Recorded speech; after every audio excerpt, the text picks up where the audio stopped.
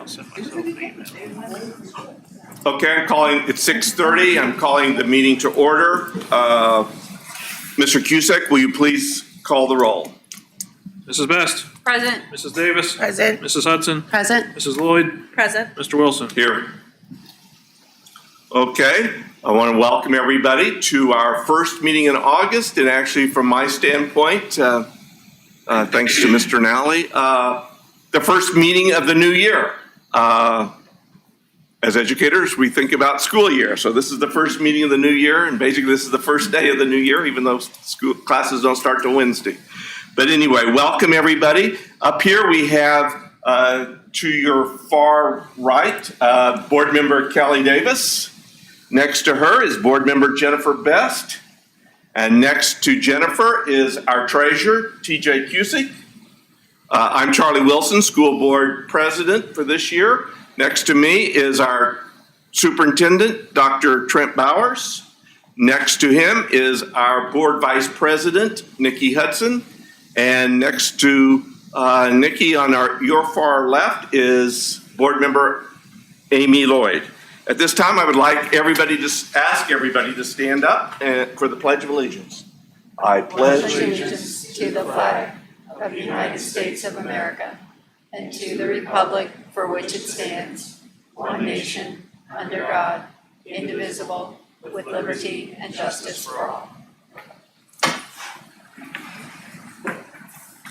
Thank you very much. At this time, I would entertain a motion to approve the agenda of the Board of Education as it was posted on our website on Thursday. So moved. Second. It's been moved and seconded that we approve the agenda of the Board of Education as posted on our website and made publicly available last Thursday. I'm not aware of any amendments or changes. Okay? If not, any comments? If not, Mr. Cusick, would you please call the roll? Mrs. Best. Yes. Mrs. Davis. Yes. Mrs. Hudson. Yes. Mrs. Lloyd. Yes. Mr. Wilson. Yes. Motion passes. Are they here? Oh, okay. I'm sorry. Actually, this, I think, is the highlight of my 17 years on the school board. The opportunity for us as a board, and we've recognized a lot of outstanding people here, but the opportunity here to recognize two of our phenomenal coaches. I would at this time entertain a motion to recognize Coach Sprunger and Coach Fagan for their assistance in providing life-saving aid to a Worthington Kilbourne student who collapsed during soccer conditioning. So moved. Second.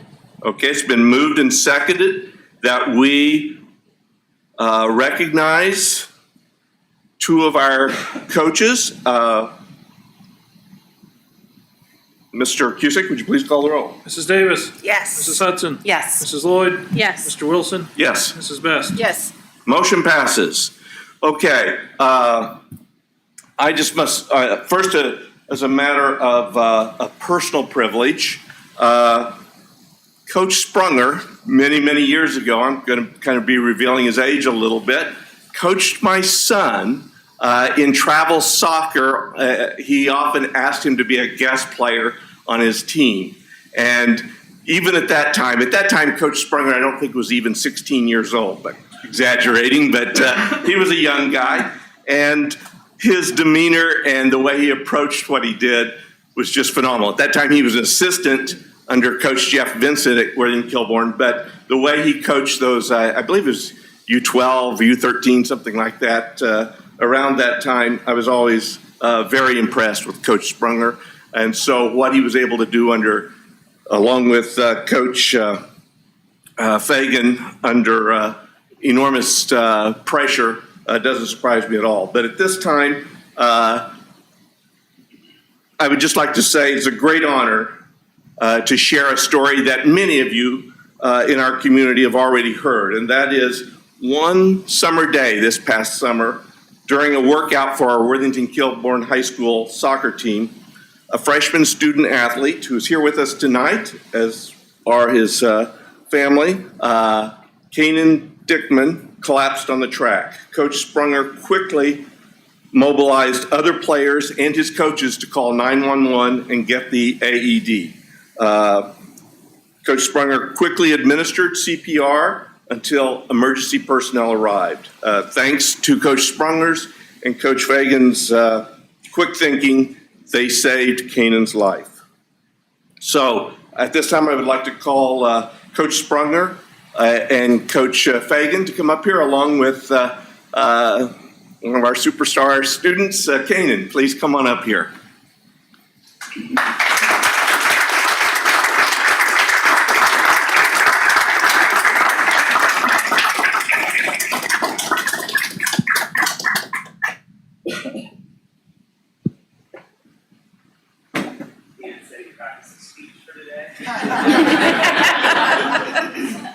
Okay.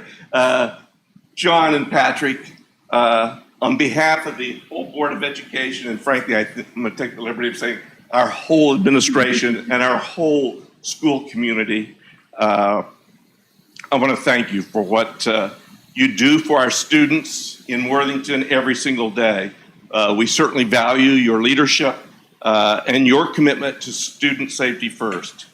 And we can't thank you enough. Coach Sprunger, is there anything you would like to say?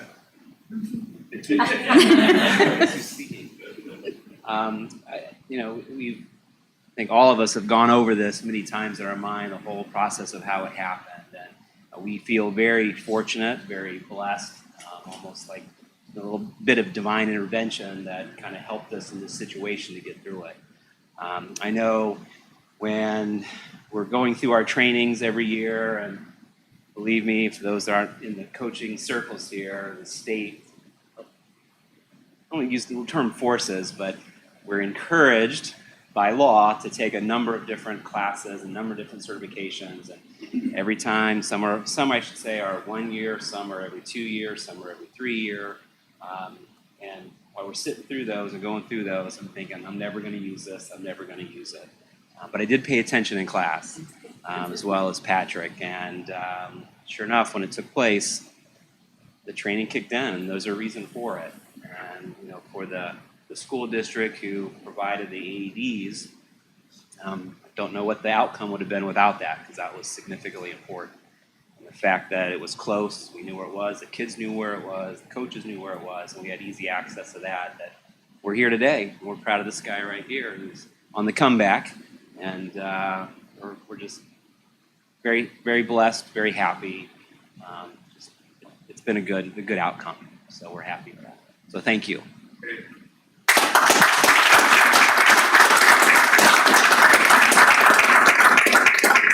Thank you, but this ceremony hasn't ended yet. First of all, I want to recognize Worthington Kilbourne's principal, Eric Thomas.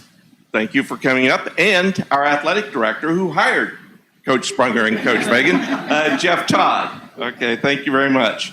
And in addition, Canaan, would you please introduce your family that's here? So, my mom is in the back there. Her name's Pam, and my dad is back there. His name's Todd. Yeah. Thank you. Thank you very much. And I must say, you are very fortunate to have two parents who are not embarrassing you like I did every time my kids were up here. That was back in the old day. We didn't have little tiny telephones. These were big camcorders, and I would be up here and they would try to introduce me, and there I was behind the camcorder. But anyway, thank you what's that? The night is young yet, okay. But thank you very much. Thank you all for attending. And we've got, for Coach Sprunger, first of all, a mug, a Worthington Schools mug, and a certificate to commemorate what you've done. And Patrick, you also get a mug, and put it that way for Vicky's picture. And there's this. All right. But thank you very much. And okay.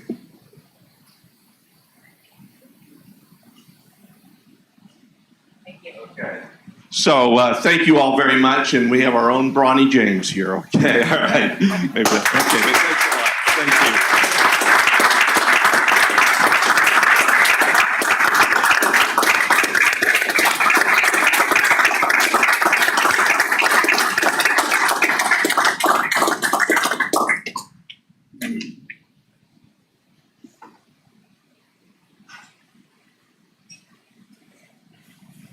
Okay, thank you very much. At this time, you're all welcome to stay as long as you want to, but this is a good time, if you would prefer not to stay, to slip out right now. No requirement that you slip out, but so open meeting, you're welcome to stay, but I'm sure you have other things to do. But here we are, the first week of school. All right, thank you very much. Thank you all.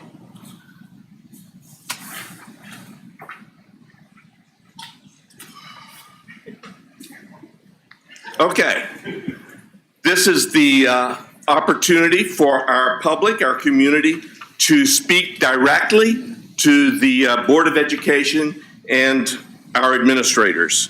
The board and our administration certainly encourage and participate and appreciate, community interest in our school board meetings. And this section of the agenda, as I said, is designed for us to hear the views of the community about their schools and about any items on our agenda. Again, consistent with our practice, remarks are limited to 5 minutes. And again, consistent with our policy with respect to public complaints, I do ask that any complaints about a particular employee be referred to the superintendent and not addressed during a public session. And again, I do want to remind our speakers that our district values and respects all people as they are, and that our district is committed to creating and maintaining safe spaces for all our students and for our entire community. So I believe Jennifer Valley is our first speaker.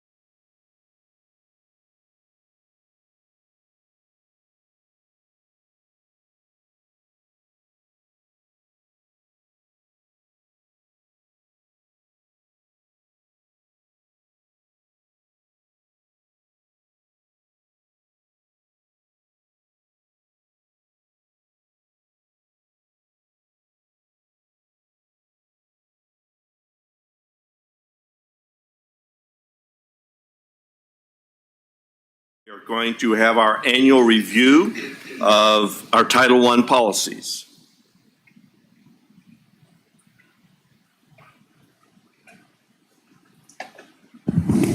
Yes, members of the Board of Education, these policies are required to be reviewed by the district each year. That process has taken place this summer. We ran those results by the Board Policy Committee, and we recommend no changes at this time. Are there any questions or comments from, first of all, the Board Policy Committee? Nothing on my end. Okay, anyone else? Questions?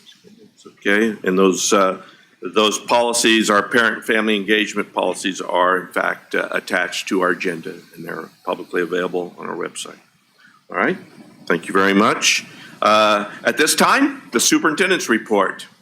Happy New Year, Superintendent. Well, absolutely. So obviously school begins this week, right? So it's we couldn't be more excited. Our staff is all back in buildings today. Our grades 1 through 9 students begin on Wednesday, 10th through 12th graders begin on Thursday. I always recommend that families check out the back to school info on our website for specifics for their child. But right before this meeting, most of our elementary schools held open houses, back to school nights. The rain kind of went away for us for those this evening. So thousands of kids in our schools this evening. It really is why we're here. And so our mission is to empower a community of learners who will change the world. And we try to accomplish that through 4 vision statements. And so the first of those is we will engage each student with diverse opportunities to maximize every student's potential. And so when I think about this school year, one of the things that comes to mind that we want to make sure our public is continually aware of is that we're going to start a journey to develop what we call a portrait of a learner. And so we're working through that process. We think there's going to likely, as people hear more about a portrait of a learner, have more questions about what does that mean and how is it impactful for our schools.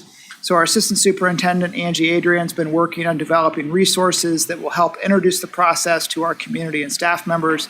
Again, we want to direct you to our Worthington Schools website. On the news item, there is a place where you can click right there and says Portrait of a Learner process. And so you can dig in, read more about that process, watch a video, those types of things. But if you're hearing about it but not quite sure what that means, lots more coming, but we want you to check out the website. Our second vision statements, we're going to provide a safe environment where every student can grow intellectually, emotionally, socially, and physically. As we just recognized Coach Sprunger and Coach Fagan, one of the things that we want to do this year is really make sure that we continue to focus for each of our staff members on training and also visualizing, as Coach Sprunger said, visualizing a response for not only a student in cardiac arrest, but also how do we respond to a choking student or an unresponsive student or colleague, and things, of course, like an aggressive intruder in our building. So we know that the most likely things are the simple things. So 4,700 deaths per year for choking, right? So we do need to make sure that we're all ready to administer that Heimlich. 10% of schools and over 200 deaths had an anaphylactic event last year. So when we train our staff on how to administer an EpiPen. Have to do that a couple times a year usually. We want to be ready for that. Obviously, cardiac arrest is a significant number. But we want to make sure that we're training and then also really learn from what Coach Sprunger has said to us is how do I visualize how I would respond if I was put in that situation. So that's our goal from a safety standpoint. Our third vision statement's around providing consistent communication to promote dialogue with our community. Angie Adrian and Jeff Maddox are teaming up to bring you a brand new podcast titled Worth the Journey. The podcast is about celebrating the vibrant stories that define the heart and soul of Worthington School District, so that's pretty deep. The inspiration for this podcast really is a collaboration involving Toya, Angie, and Jeff with The Ohio State University. And so they worked last year with a marketing and communication class. I'm trying to confront the significant challenge around how do we attract a more diverse group of educators to our district. And so that class said, hey, one of the things that we would be interested in as a podcast, we're trying to be responsive to that. So the first episode of Worth the Journey is set to premiere August 15th, which is tomorrow, by the way. And that'll premiere exclusively on Spotify. It will eventually be on Apple as well. We'll have it on our district website. It'll be in today's news, and that's a wrap. But that first episode drops tomorrow. So you might not sleep tonight because we'll be excited. Our fourth vision statements will be transparent. We'll be responsible and transparent with our community resources. One of the things that you're hearing about, on July 17th, the Worthington City Council announced that they had planned to do a community survey on the outdoor pool. And their plan was to survey both city residents and school district residents sometime here in the near future. So the district, as a school district, you know this through phase 2 of our master facility plan, is constructing a new natatorium. And we're financing that. We're building that ourselves, financing it through the bond issue. And therefore, a swimming group must comply with IRS management contract guidelines so that the bonds stay tax exempt. So we're confident that that's in good shape. But the city of Worthington is considering financing the outdoor pool improvements. But if they do that via general obligation securities, so what we would typically call bonds, the city would be required to have an interest in the real estate on which the outdoor pool is located. So we currently own the real estate for the outdoor pool. If the city chooses to go that direction, their question was, is there a way to make that work? And so our legal team believes that we could transfer an interest in that real estate so the city could have the interest they need for those securities should they decide to proceed in that direction. Okay, so not saying they will decide to proceed in that direction, but should they decide to proceed in that direction, our legal counsel believes that that's something that we could make work. So, Dr. Wilson, then just a reminder, school starts on Wednesday. And Happy New Year to each and every one of everybody in our community. All right, Mr. Cusick, Treasurer's Report. Sometimes it's hard for the treasurer to follow the excitement of the new school year. Two items to speak on tonight briefly. The first is our monthly financial report for July has been posted to the website and provided to the board. We're obviously only 1 month into the new fiscal year. However, no major variance to note in our operating account. One continued positive trend is our health insurance fund. We've continued to have claims lower than expected. Some of that could be timing, but some of that realistically is the contract that we switched to Anthem, and we're receiving benefit from that. And so we're hopeful. We have an insurance meeting September 20th to set rates for 2024. We're hopeful to be under the 8% that we have in the budget that the medical trend experts have pegged, but we'll see. Second item, and I've mentioned this several times already, but I received a call today from a resident on it. Residents will soon receive a letter from the county auditor informing them of their tentative new value as required by the 6-year reappraisal happening in Franklin County this year. The average increase in our school district is going to be around 35%. However, the important thing to note is that does not mean a 35% increase in your taxes. Ohio has laws in place that reduce the tax rate as property values go up.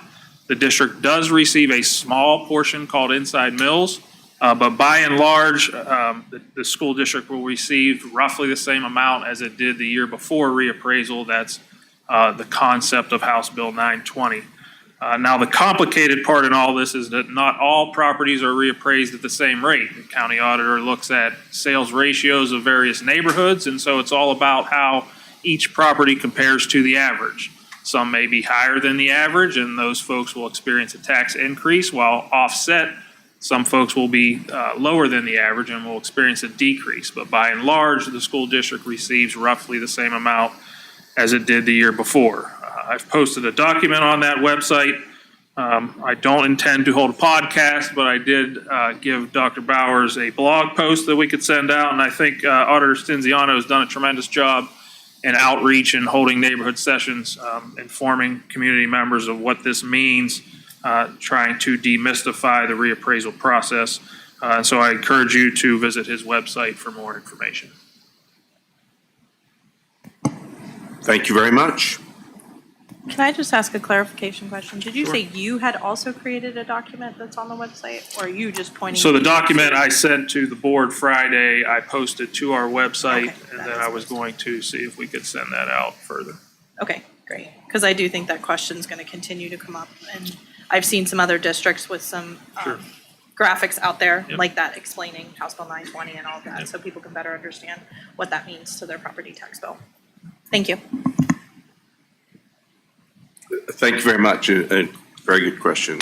Yep, thank you. I think the more information we get out about the impacts of 920 and the impacts that you might see an increase if your housing value goes up more than the average across the district. And it may actually go down if even though it increased by 30%, that's less than the district average. But those are difficult things for people to understand. All right, thank you very much.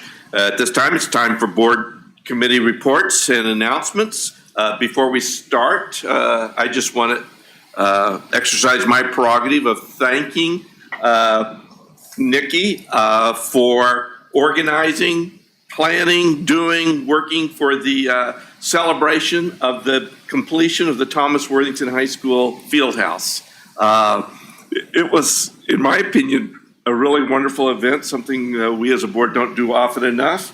Actually, my wife was so excited about it. She rarely comes to school board stuff, but she came and she doesn't eat donuts, so it wasn't referring to the donuts. She said, that was a really sweet event. And from my wife, that's the ultimate compliment. So she thought that was nice. So I want to thank you and great job of planning the weather. All right. Okay. Announcements. Yep. Go ahead. Give it a start, Kelly. So Amy and I had a meeting with the communications committee. So Vicki and her team sat down with us and we talked about a couple of things. So it was a long meeting. I think we were there for about 2 hours. So I know I learned a lot of information, and then Corey and I made sure I checked my notes with him. But we talked about their objectives for this upcoming school year, just their various roles and responsibilities that they have within the team, some initiatives that they're putting forth this school year or looking forward towards next school year. A really big one is that they're revamping the website. So that's a big project that they're looking towards now and looking to implement that next summer and then into the next school year with a different platform. And I'm sure there's more technical stuff that I don't know the names for, but it's a big project that they're all working on very diligently. There's a lot of activity about losing This Week News and then implementing our new district newsletter called Changing the World.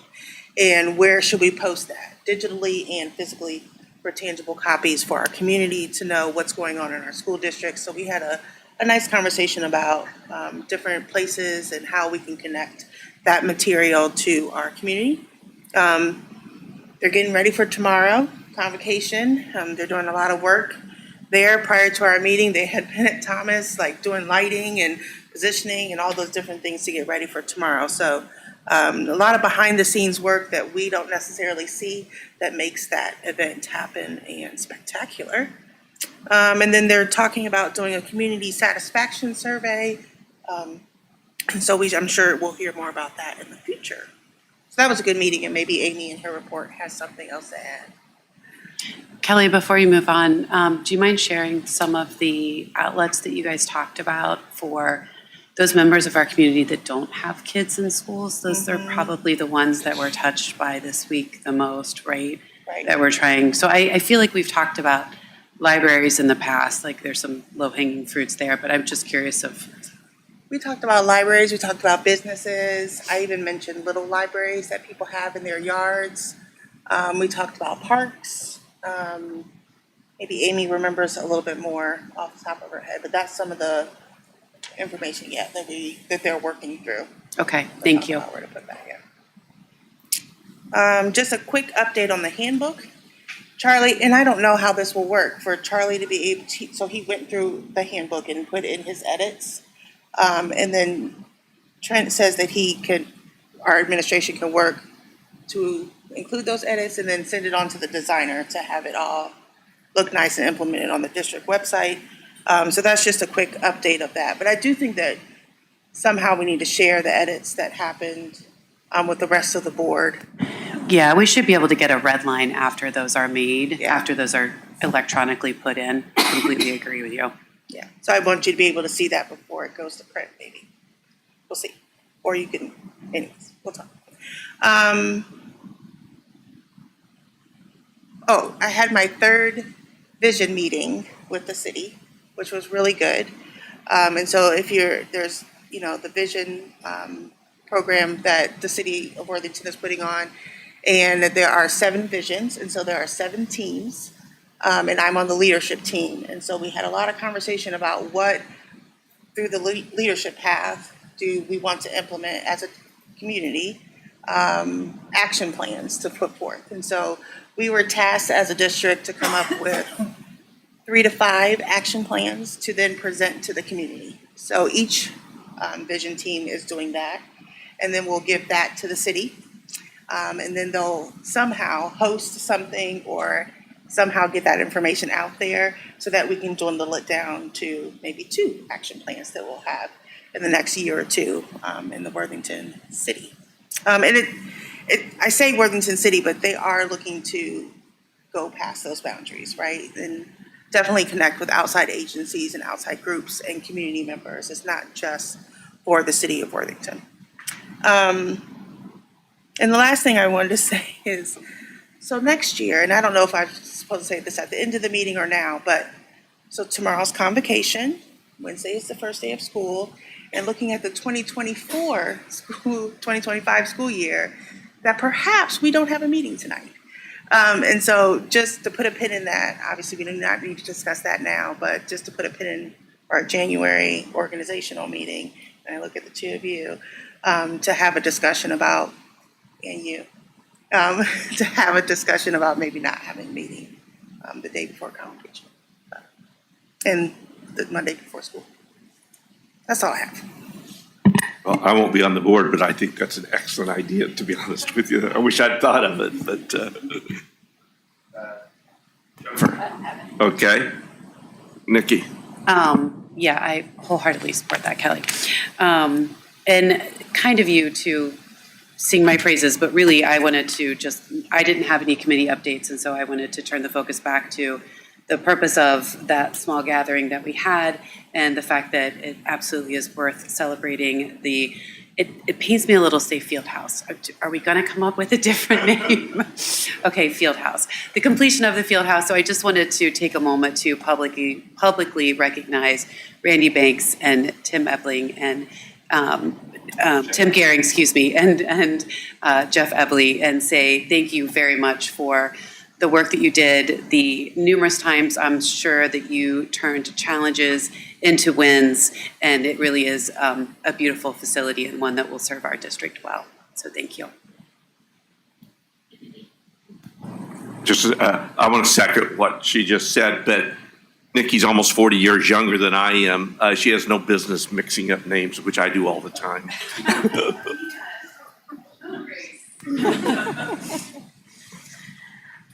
So I only had one committee report, which was the one that Kelly already gave for the communications committee, and I don't really have anything to add. However, the next item I'm going to share kind of ties into some of the things we talked about at the communications meeting. So I attended, I don't know if you're all familiar with the Age-Friendly Worthington initiative that's happening. And so they had a feedback session on July 25th that I attended. And so people were giving feedback on boards. And one of the things that ties to our communications conversation was just the desire for both older people and those that were attending that session to have information in print, especially with the loss of the This Week. And, we have the Worthington Spotlight, but that's once a month. And so I think that's, as we talked about in communications, important for us to try to understand, especially our older community members that don't have kids in school, how do we reach them best?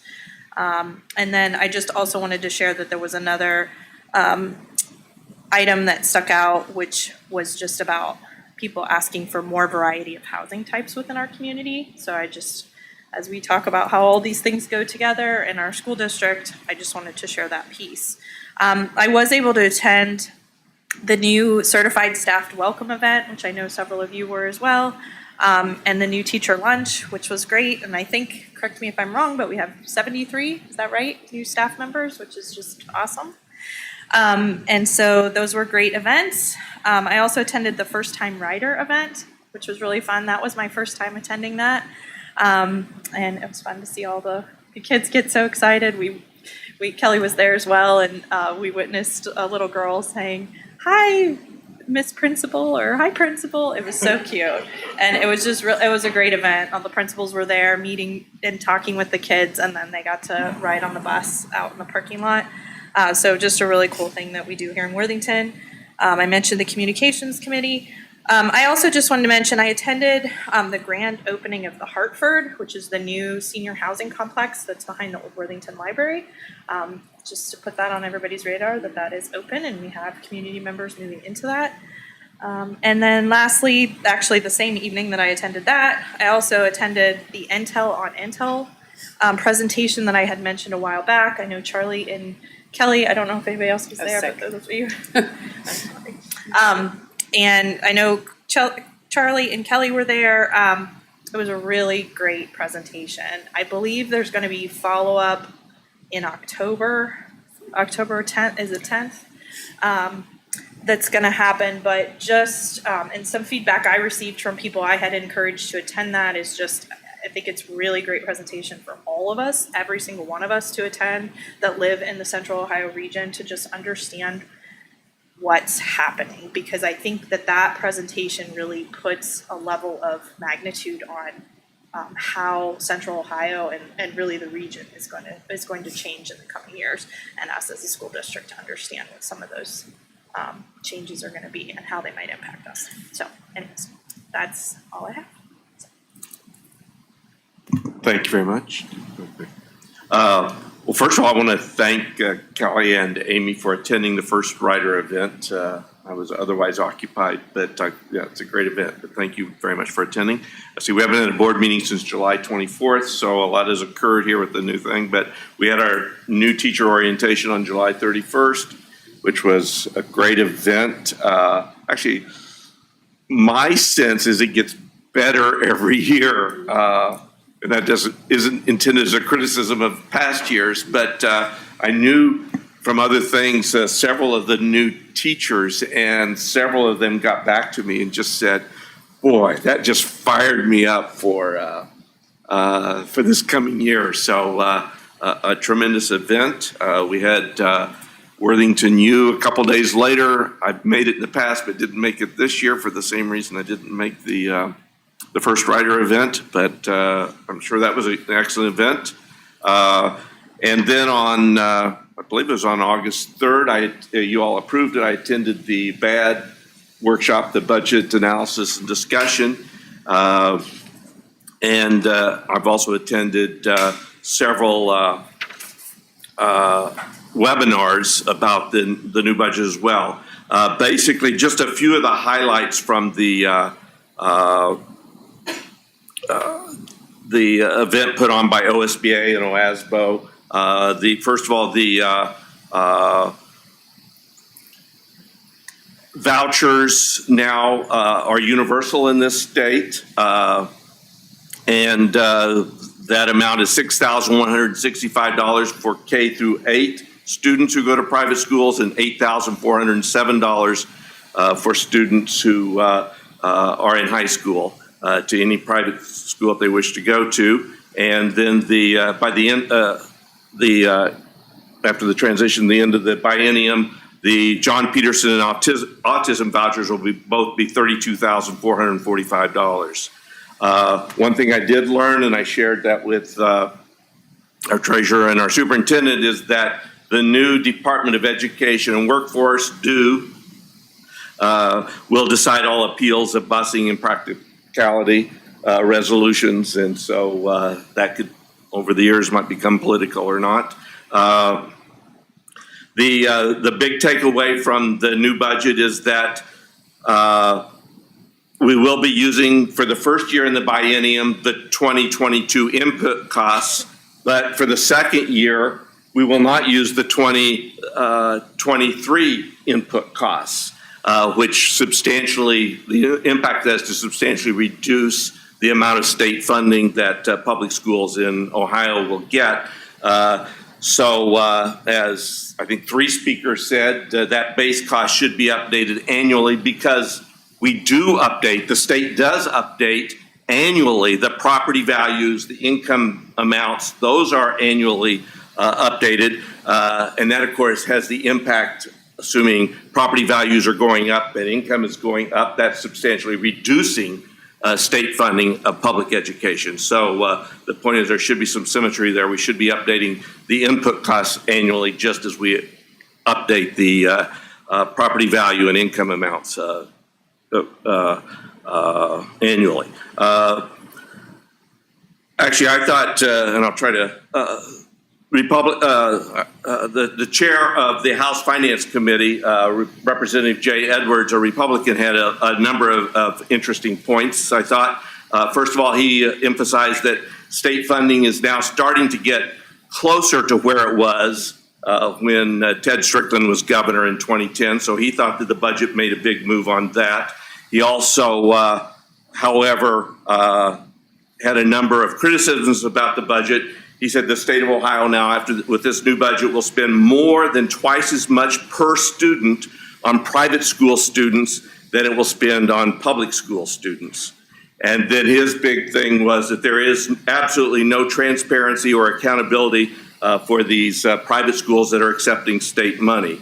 His position is that all state reports should reflect that voucher schools get to choose all their students, and they are free to exclude any student that they want to, including students with learning disabilities.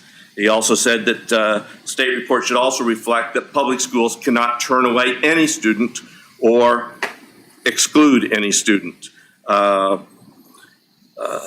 Common criticism that I think every speaker talked about was that under Ohio law, as it currently exists, there is no way whatsoever to know whether vouchers will improve education in Ohio because these private schools don't have to do the same reports that public schools do. And then the big concern, which actually I'd never focused on before, is that basically this new voucher plan is a blank check. There's no limit on how much can be spent on vouchers. It will be, I think every speaker, including Representative Edwards, said that it will certainly be substantially more than the $1 billion that the legislature assumed when it passed the budget. Then the chair of the State Senate Education Committee, Andy Brenner, also spoke, and he emphasized, again, some of the same things that Chair Edwards did, which is the state needs to change how we monitor or make changes so that the state can monitor how private schools are spending tax dollars, and so we can monitor whether voucher schools are really educating their students. Senator Brenner's other points were that income verification for vouchers is totally on the honor system. The act prohibits any check to see whether a family is making what they claim to be making. It's a total honor system. He also emphasized that 9 through 12 voucher schools will be getting more than $10,000 per student from the state, while K through 8 voucher schools will be getting more than $8,000 per student, which is less than half, or which is more than double what public schools get on average across the state per student. But he also echoed what Chair Edwards said, is that we need full accountability and transparency for all tax dollars that go to private schools. There are a number of other changes in the budget bill. Obviously, there's a lot of changes related to reading instruction and screening students with dyslexia. And so there will be some very significant changes in our obligations to students in that whole area of reading instruction. I attended a 2-hour webinar by the Retzel Law Firm about these changes. It was an awful lot to absorb, and I even requested a recording of that webinar so I could watch it again, and I would certainly be glad to share that link to anybody who wants it. And in fact, I thought as I was listening to this and trying to absorb that, at some point, as time permits, maybe even a presentation to the board on all the changes might be useful for our board. Also, fortunately, the budget bill removed the mandatory retention requirement in the 3rd grade reading guarantee. The budget bill also added a lot of new mandates concerning the whole science of reading.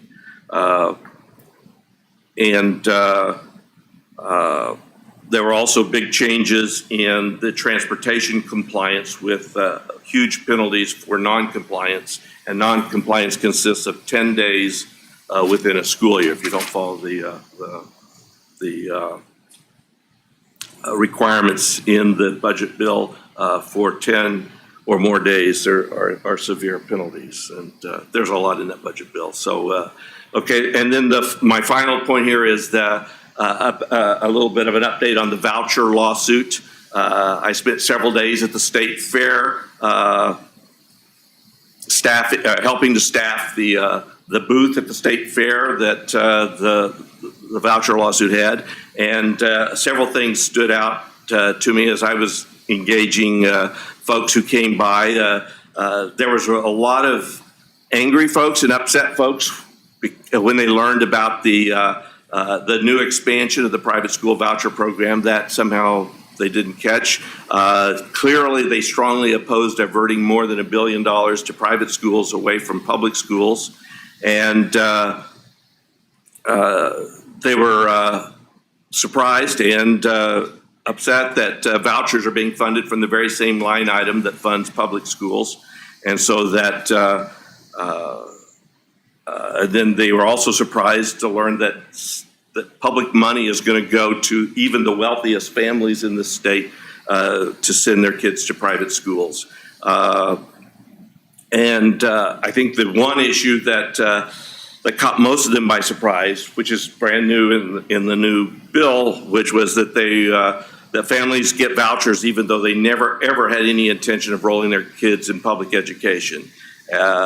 And as a number of people told me, they said that sounds more like a refund and rebate scheme rather than a voucher plan that enables poor families who aren't happy with their public schools to go to a private school. And again, they didn't realize, which caught my surprise, that private schools who are getting tax dollars really have the choice as to who goes to their school, not their parents, because these private schools get to pick and choose who they let in and who they turn away and who they expel. Again, the same thing that Senator Brenner said and Representative Edwards said, that they were that there should be oversight of taxpayer dollars, oversight and accountability as to how those dollars are being spent. But on the bottom line, they were fairly uniformly happy to learn that there is a lawsuit to challenge the constitutionality under the Ohio Constitution of the private school voucher program. All right. Anything else from anybody else? No, I'll just say, connecting the comments regarding communications and your comments regarding the updates, just again we've talked about this, I know within the past 6 months, about the opportunity to educate our community about the impacts that our legislators' decisions are having on public education. And at the PTAC meeting that I attended, the one idea that was shared by PTAC was if we consistently included it in as some type of an update, a section that our community could start getting used to having it appear, whether it's in print in the newsletter that we're putting out, which seems like it would go to the largest portion of the demographic, our community, or elsewhere. But just something that we should continue to keep in mind as we think about communications going forward and opportunities to educate the community. Thanks. Thank you. Anyone else? Okay. Now we're ready for actions recommended by our treasurer, Mr. Cusick. Yes, I'd like to recommend that the Board of Education approve routine financial items E2 and E3. E2 are the minutes from the July 24th meeting. E3 are some small dollar routine general fund appropriations transfers. So approval of items E2 and E3, please. May I have a motion to approve matters E2 and E3? So moved. May I have a second? Second. It's been moved and seconded that we approve the treasurer's recommendation with respect to the approval of the minutes and the appropriations modifications. Mr. Cusick, would you, I'm sorry. Is there any discussion or questions? That's right. Got to do that before the vote. Mr. Cusick, would you call the roll, please? Mrs. Hudson, Yes. Mrs. Lloyd, Yes. Mr. Wilson, Yes. Mrs. Best, Yes. Mrs. Davis. Yes. Assuming I counted right, Mr. Cusick, your recommendations have been approved by the board. All right. At this time, our personnel consent agenda. Dr. Bowers. Yes, thank you. I'd like to recommend that the Board of Education approve items F2 through F9. Items F2 through F9, please. May I have a motion to approve personnel matters F2 through F9 from our consent agenda? So moved. Second. It's been moved and seconded that we approve the consent agenda items. Any discussion, questions, comments? If not, Mr. Cusick, would you please call the roll? Mrs. Lloyd, Yes. Mr. Wilson, Yes. Mrs. Best, Yes. Mrs. Davis, Yes. Mrs. Hudson. Yes. Motion passes. Thank you. I'd like to recommend that the Board of Education approve item G1. G1 is the acceptance of the donations that are listed on the agenda. Item G1, please. So moved. Second? It's been moved and seconded that we accept the donations set forth on the agenda. Any comments or questions or discussion? If not, Mr. Cusick, would you please call the roll? Mr. Wilson, Yes. Mrs. Best, Yes. Mrs. Davis, Yes. Mrs. Hudson, Yes. Mrs. Lloyd. Yes. Motion passes. Thank you. I'd like to recommend that the Board of Education approve item G2. Item G2 is the construction resolution that's early procurement for Worthington Kilbourne High School. Item G2, please. May I have a motion to approve the construction resolution? So moved. Second? It's been moved and seconded that we approve the construction resolution. Are there any questions, comments, discussion? If not, Mr. Cusick, would you please call the roll? Mrs. Best, Yes. Mrs. Davis, Yes. Mrs. Hudson, Yes. Mrs. Lloyd, Yes. Mr. Wilson. Yes. Motion passes. Are there any questions, concerns, requests from the board? Okay.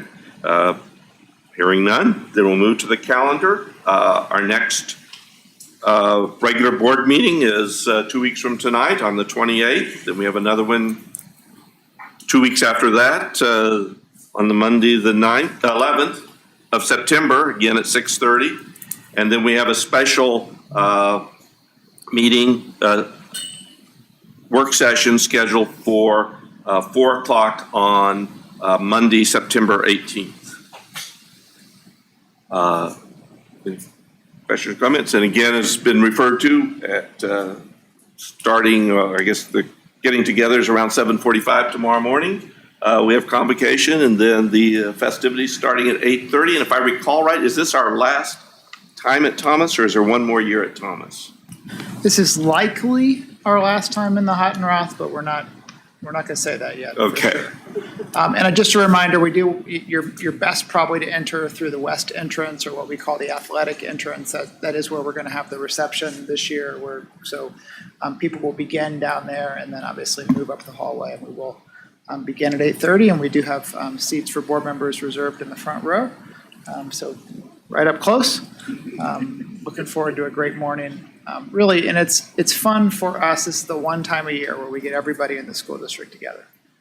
So really, it's a giant family reunion where we can come back and celebrate the beginning of a school year together. So we're excited, really, for just that 2-hour block of time. And I have a question about this slogan, which I really, really like. It as the own your 20 square feet for its impact on the 20 square miles that constitutes our district. Is that just a convocation theme, or is this going to be a thing like it's worth it? Another thing I do like as well. Yeah, well, we'll talk. I don't know. So so Kelly Wegley actually came up with "It's Worth It" at one point years ago, and then that stuck with people, right? And because that stuck with people, it's something that we've continued now for 9 years. Our school district is 20 square miles. So when we talk about 20 square miles, when we'll put out some communication about that tomorrow, that really is about the 20 square miles of our school district. And so what we want to say is that every child in our 20 square miles matters. And they live in 5 different municipalities and they come from 5 different mailing addresses, but it doesn't matter. They're in our 20 square miles, they matter, okay?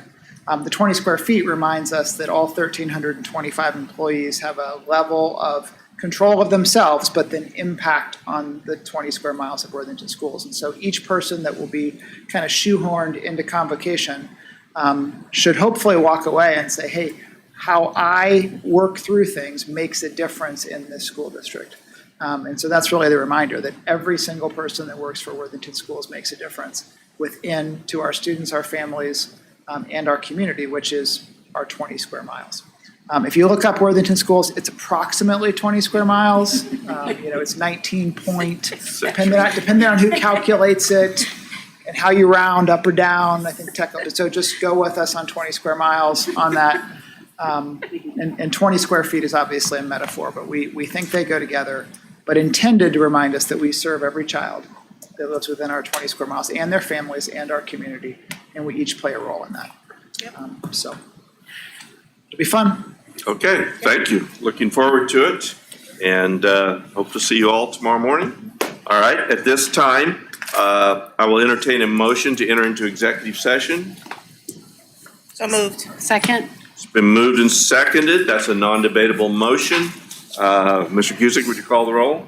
Mrs. Davis, Yes. Mrs. Hudson, Yes. Mrs. Lloyd, Yes. Mr. Wilson, Yes. Mrs. Best. Yes.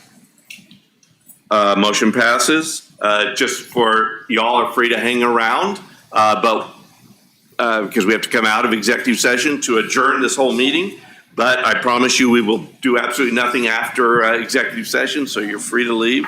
There will be no motion, no business, no consideration of anything after we leave executive session.